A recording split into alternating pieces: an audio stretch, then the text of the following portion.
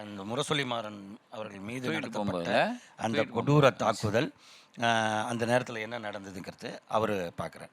அப்புறம் அவர் அங்கேருந்து இதுக்கு வந்துட்டார். அசோக்குமார் அவர் மேஜிஸ்ட்ரேட் இதுக்கு கலைஞர் அழைச்சிட்டு வரப்போ அண்ணன், நான், இணை ஆசிரியர், இவர் எல்லாருமே அங்கே தான் இருக்கோம்.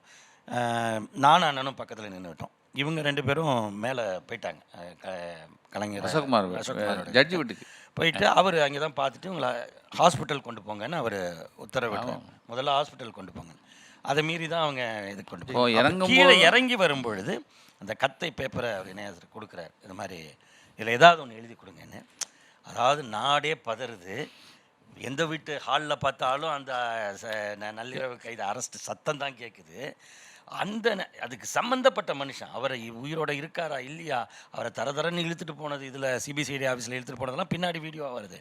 அப்படியான ஒரு நிலையில் அந்த மனிதர் அவர்கிட்ட அதை பேப்பரை கொடுத்ததும் அதில் அப்படியே அநீதி வீழும் அறம் வெல்லும் அப்படின்னு அதை எழுதி கொடுத்து மூக்கான்னு போட்டு கொடுக்குறாரு.